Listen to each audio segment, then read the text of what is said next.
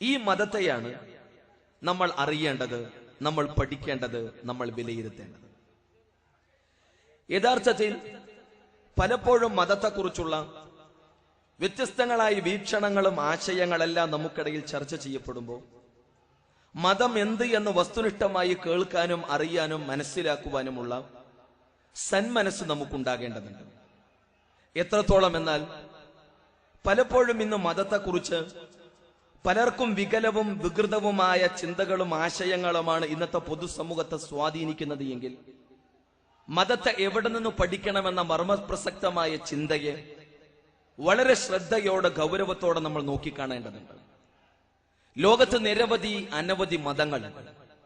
India മഹാരാജ്യത്തിലെ ഭൂരിപക്ഷ മതമായ ഹിന്ദുമതം, അതോടൊപ്പം തന്നെ ക്രിസ്തുമതം, സിഖ്, ജൈന, ബൗദ്ധ, പാഴ്സി മതങ്ങളെല്ലാം നമുക്കിടയിൽ ചർച്ചയ്ക്ക് വിധേയമാകുമ്പോൾ ഏതൊരു മതത്തെയും അടിസ്ഥാനപരമായി എവിടെ നിന്നാണ് നാം പഠിക്കേണ്ടത്? ലോകത്ത് നിരവധി അനവധി മതങ്ങൾ ചർച്ച ചെയ്യപ്പെടുമ്പോൾ ഹിന്ദു മതത്തെ നമ്മൾ പഠിക്കേണ്ടതും വിലയിരുത്തേണ്ടതും, ക്രിസ്തു മതത്തെ പഠിക്കേണ്ടതും വിലയിരുത്തേണ്ടതും, സിഖു ജൈന മതങ്ങളെ പഠിക്കേണ്ടതും വിലയിരുത്തേണ്ടതും, ഇസ്ലാമിനെ പഠിക്കേണ്ടതും വിലയിരുത്തേണ്ടതും അതിന്റെ ആധികാരിക ദാർശനിക പ്രമാണങ്ങളിൽ നിന്ന്. ഹിന്ദു മതത്തെ പഠിക്കേണ്ടത് ഹൈന്ദവ ദാർശനിക പ്രമാണങ്ങളുടെ വെളിച്ചത്തിൽ വേദസംഹിതകളിൽ നിന്നും, ഉപനിഷത്തുകളിൽ നിന്നും, ആരണ്യകങ്ങളിൽ നിന്നും, അതേപോലെ തന്നെ കൃത്യമായ ഇതിഹാസങ്ങളിൽ നിന്നുമാണ് ഹിന്ദു ധർമ്മത്തെയും ഹിന്ദു മതത്തെയും നമ്മൾ പഠിക്കേണ്ടത്, വിലയിരുത്തേണ്ടത് എങ്കിൽ ക്രിസ്തു മതത്തെ നമ്മൾ പഠിക്കേണ്ടതും വിലയിരുത്തേണ്ടതും ക്രൈസ്തവ ദാർശനിക പ്രമാണങ്ങളായ ബൈബിൾ, പഴയ പുതിയ നിയമ പുസ്തക താളുകളിൽ നിന്നാണ് നമ്മൾ മനസ്സിലാക്കേണ്ടത്. ഇസ്ലാമിനെ പഠിക്കേണ്ടതും വിലയിരുത്തേണ്ടതും വിശുദ്ധ ഖുർആനിൽ നിന്നും, ആ വിശുദ്ധ ഖുർആന്റെ വിശദീകരണമായ പ്രവാചക മുത്ത് സല്ലല്ലാഹു അലൈഹി വസല്ലമയുടെ പച്ചയായ ജീവിതത്തിൽ നിന്നുമാണ്, റസൂൽ കരീം സല്ലല്ലാഹു അലൈഹി വസല്ലമയുടെ പച്ചയായ ജീവിതത്തിൽ നിന്നുമാണ് ഇസ്ലാമിനെ പഠിക്കേണ്ടത്. പലപ്പോഴും ലോകത്ത് ഇസ്ലാം ഏറെ തെറ്റിദ്ധരിപ്പിക്കപ്പെടുകയും ഇസ്ലാം ഭീകരതയുടെയും തീവ്രവാദത്തിന്റെയും ആശയമാണെന്ന അർത്ഥത്തിലുള്ള വ്യത്യസ്തങ്ങളായ പ്രചാരണങ്ങളെല്ലാം നടന്നുകൊണ്ടിരിക്കുന്ന ഒരു സാഹചര്യത്തിൽ ഇസ്ലാമിനെ മാനവരാശിക്ക് മുന്നിൽ തുറന്ന് സമർപ്പിക്കേണ്ട, പഠിപ്പിക്കേണ്ട ഉത്തരവാദിത്വം മുസ്ലിങ്ങൾ എന്ന നിലയിൽ നമുക്കുണ്ട്. യഥാർത്ഥത്തിൽ ഇസ്ലാമിനെ എവിടെ നിന്ന് പഠിക്കണമെന്ന മർമ്മപ്രസക്തമായ ചോദ്യത്തിന് ഇസ്ലാമിന്റെ ആധികാരിക ദാർശനിക പ്രമാണമായ ഖുർആനിൽ നിന്നും, ആ ഖുർആന്റെ വിശദീകരണമായ പ്രവാചക മുത്ത് സല്ലല്ലാഹു അലൈഹി വസല്ലമയുടെ ജീവിതത്തിൽ നിന്നുമാണ് ഇസ്ലാമിനെ നമ്മൾ പഠിക്കേണ്ടത്. ഇസ്ലാം ആകട്ടെ ലോകത്തിന് മുന്നിൽ മുന്നോട്ട് വെക്കുന്ന അടിസ്ഥാന ആശയവും ആദർശവും ഒരർത്ഥത്തിലും വർഗീയതയുടെ ചുവയുള്ള തീവ്രവാദത്തിന്റെ വികൃതവാദങ്ങളുള്ള ആശയങ്ങളല്ല, ആദർശങ്ങളല്ല. മറിച്ച് വിശുദ്ധ ഖുർആൻ ലോകത്തെ പഠിപ്പിക്കുന്നത് മാനവികതയാണ്, മാനവ സാഹോദര്യം. വിശുദ്ധ ഖുർആനിലെ 49-ാം അധ്യായം ഹുജറാത്തിന്റെ 13-ാമത്തെ വചനത്തിലൂടെ യാ അയ്യുഹന്നാസു ഇന്നാ ഖലഖനാകും മിൻ ദക്കരിൻ വഉൻസ വജഅൽനാകും ശുഉബൻ വകബാഇല ലിതഅറഫു ഇന്ന അക്രമക്കും ഇൻദല്ലാഹി അത്ഖാക്കും ഇന്നല്ലാഹ അലീമുൻ ഖബീർ എന്ന് വിശുദ്ധ ഖുർആൻ പഠിപ്പിക്കുന്നു. ജനങ്ങളെ, നാം നിങ്ങളെ സൃഷ്ടിച്ചത് ഒരു ആണിൽ നിന്നും പെണ്ണിൽ നിന്നും വ്യത്യസ്ത ഗോത്രങ്ങളും ജനപദങ്ങളുമാക്കി നാം നിങ്ങളെ തിരിച്ചത് ജാതിയുടെ, വർഗത്തിന്റെ, വർണ്ണത്തിന്റെ, ദേശത്തിന്റെ, ഭാഷയുടെ പേരിൽ പരസ്പരം വെട്ടാനും കുത്താനും കൊല്ലാനും നശിപ്പിക്കാനും വേണ്ടിയല്ല, മറിച്ച് ലിതഅറഫു, നിങ്ങൾ പരസ്പരം അറിയാൻ, മനസ്സിലാക്കാൻ എന്ന് ലോകത്തെ പഠിപ്പിച്ച മഹിതമായ മതമാണ്, ആദർശമാണ് ഇസ്ലാം. ലോകത്ത് പലപ്പോഴും വർണ്ണവെറിയുടെ പേരിലും ജാതീയതയുടെ പേരിലും വർഗവെറിയുടെ പേരിലെല്ലാം അർത്ഥത്തിലുള്ള വർഗീയ ലഹളകൾക്കും വർഗ സംഘടനകൾക്കും പലപ്പോഴും ലോകം സാക്ഷ്യം വഹിക്കുകയും വല്ലാത്ത ഭീതിതമായ അന്തരീക്ഷങ്ങളിലേക്ക് ലോകം തരിച്ചു നിൽക്കുകയും ചെയ്യുന്ന സാഹചര്യത്തിൽ ഇസ്ലാം മുന്നോട്ട് വെക്കുന്ന ഈ മഹിതമായ ആശയത്തിന് പ്രസക്തിയുണ്ട്. വളരെ കൃത്യമായി മുഹമ്മദ് മുസ്തഫ സല്ലല്ലാഹു അലൈഹി വസല്ലം ഈ മഹിതമായ ആദർശത്തെ ലോകത്തിന് മുന്നിൽ പഠിപ്പിക്കുമ്പോൾ, വിശദീകരിക്കുമ്പോൾ ആയിരക്കണക്കിന്, പതിനായിരക്കണക്കിന്, ലക്ഷക്കണക്കിന് ആളുകളുടെ മനസ്സുകളിൽ ആദർശ രംഗത്ത് വല്ലാത്ത മാറ്റത്തിന് തിരികൊളുത്താൻ വിശുദ്ധ ഖുർആന്റെ ഈ മഹിതമായ ആശയം കൊണ്ട് കഴിഞ്ഞു എന്ന് നമ്മൾ മനസ്സിലാക്കേണ്ടതുണ്ട്.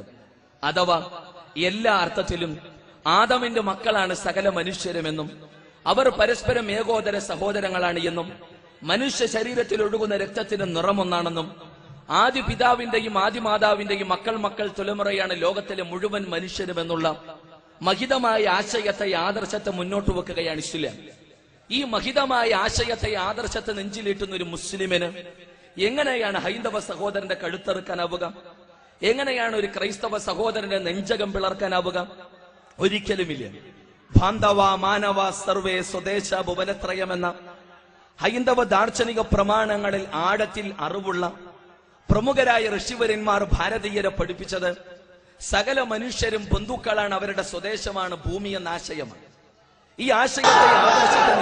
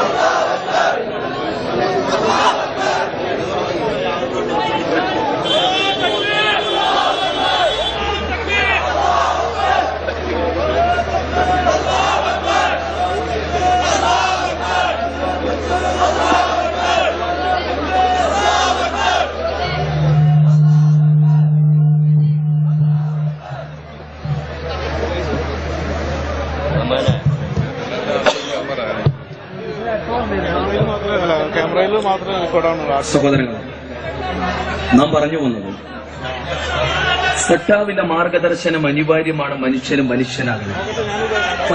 മനുഷ്യാസ്തിത്വത്തിൽ യഥാർത്ഥത്തിൽ ലോകത്തിന്റെ വിവിധ കോണുകളിലേക്ക് അനവധി പ്രവാചകന്മാരുണ്ടായിട്ടുള്ളത്.